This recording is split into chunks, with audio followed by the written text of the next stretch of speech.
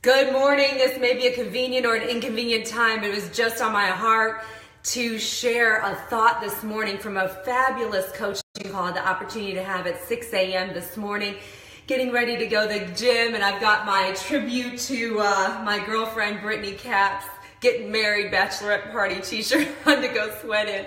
Good morning. Thank you for choosing to join me. For my leaders and those that have chosen to be led. Leaders and those that have chosen to be led.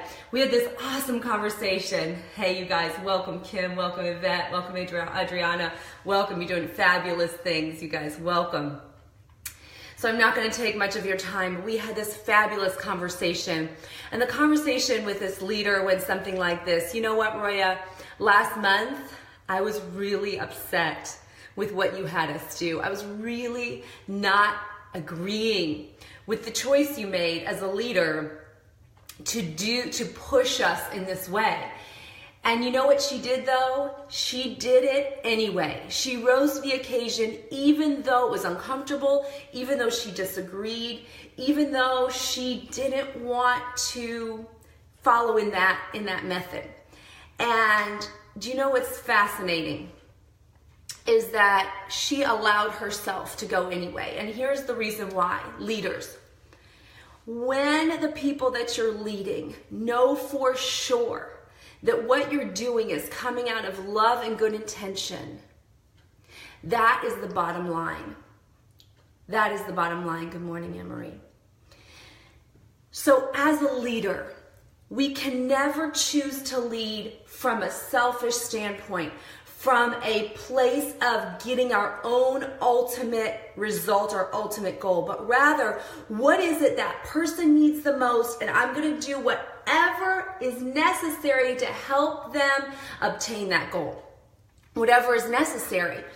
And by standing in that space of trust, and she went for it, even though she didn't feel like it, she got a gold medal, which we don't even remember the last time she had a gold medal. And she didn't believe she could. She was so afraid that she set a goal too high because she wasn't sure she could reach it. And yet she drove from being pushed because she knew it was from love, even though she didn't agree. So I want to give you an example today. Leaders coming from love. We're going to make mistakes. We are. When it comes from love and good intention and others focused, then ultimately we can be at peace. And so I'm going to relate it. I'm about to go to the gym this morning, and so I'm going to relate it to an instructor. A couple of instructors have been going to different classes. And here's what I know for sure. When I'm in a workout that I am like being challenged in, I already want to quit. In my head, I'm already struggling to like take a break. You know what I mean? I'm already thinking, I don't know if I can do this last one, whatever it is.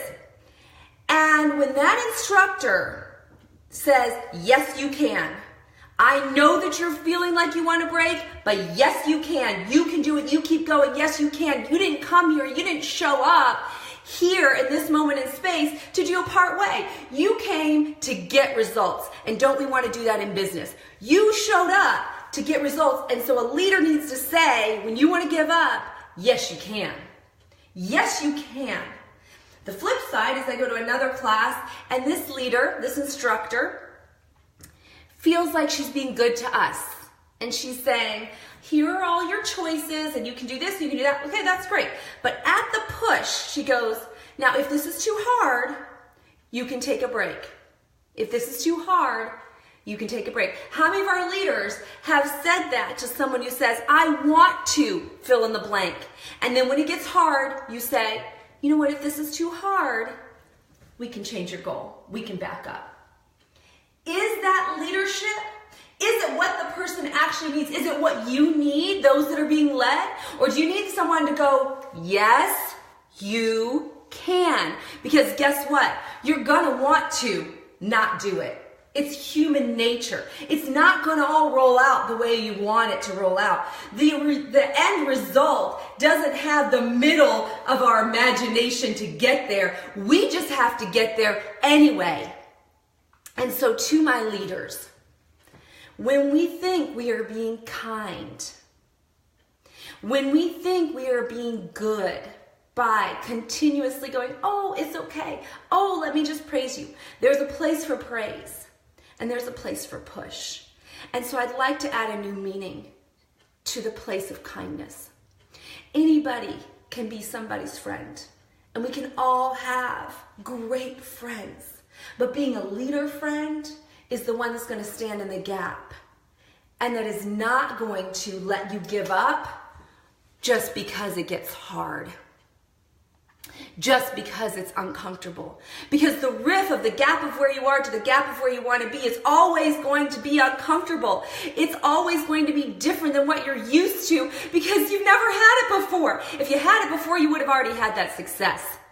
So as a leader, if you have been letting well-intended and ready to work followers off the hook, I want to give you permission to go apologize and say, I'm so sorry that I have done you a disservice. I've done you a disservice because you can have a lot of friends, but you can only have a few leaders in your life. And I've done you a disservice by not standing in the gap for you and reminding you how powerful you are, because I believe too much in your future and your capability to allow this moment to stop you, because it is only a moment. And so now we're in a decision. Are we going to burn the bridge of indecision and go this direction, or are we going to stay where we've always been and get what we've always gotten? I believe too much in you to play the nice game. Now, there is niceness along the way. Don't get me wrong. There's kindness, and it all comes from love. And when the moment comes that we just don't want to do that one more push, the leader says, what? Yes, you can. Yes, you can. And I believe in you too much to let you go. Now, for those that are being led, are you allowing that to happen in your life, or are you blocking it? When the leader comes to you and says, yes, you can, and you go, there's not much more we can do. There's not much more we can do. So for me as a leader, when I stop pressing you, you know you've blocked it. When that leader stops saying, yes, you can, you may want to ask yourself, what within me has stopped the progression of that leader being allowed and able to pour into me? Do you, as someone being led, need to go back to your leader and say, I am so sorry, I apologize. When you pushed me, I blocked you. You could block in all kinds of ways. It could be emotional, it could be physical, it could be by ignoring, it could be by not calling back, it could be by refusing. If you have someone that you know is genuinely coming from love, then just do it. Allow yourself to do the uncomfortable. Allow yourself to fully release, to get what you've never gotten before, because whether it was the right decision or not, you're going to learn something when you push, aren't we? It's like I think of myself as a child in God's eyes, as I know many of you do, and sometimes I don't understand why he's leading me to do certain things. I don't understand why the rules are the way that they are. I don't understand why the outcomes are the way that they are. But he does, and I know it's coming from love, and therefore I follow. So if you're blessed enough to have a leader that's coming from love, perhaps you need to allow that moment in your life for that leader to go, this is it, and you go, I don't get it. But all right, here we go, and I'm all in. Now, leaders, if you've got people that don't want to do more in their life, they're having fun in what they're doing, I let them have fun. Those are not the women that we push. These are the women that we love on. You're the women that we say, okay, honey, it's okay. Let's just have a good time, because that is what you said you ultimately deeply want. But if you ultimately deeply want to be more than you are today, then it is your job to receive as being led, and it's our job as the leader to stand in the gap. Because guess what, leaders? You are not always going to be liked. And if your decisions are always liked, question yourself. Am I raising the bar high enough? When you raise the bar, you keep the winners. And when you lower the bar, you keep the whiners. When the whiners stay, the winners have no place to play and they leave. So if you've got a space full of whiners, ask yourself, is it because I was too afraid to upset? I didn't lead enough, and therefore the winner mentalities went, "Gah, she didn't push me. I could be anywhere doing this by myself." A thought for you today.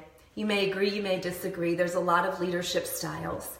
What I know for sure is that as a leader, we must stand in the gap of the place someone wants to be, from where they are to where they want to be, and be unapologetic when it comes from love, to do whatever it takes to help that person break through their own mental barrier to get what it is that they need. And if you are no longer being coached, ask yourself, those that are being led, have I stopped that from being able to happen?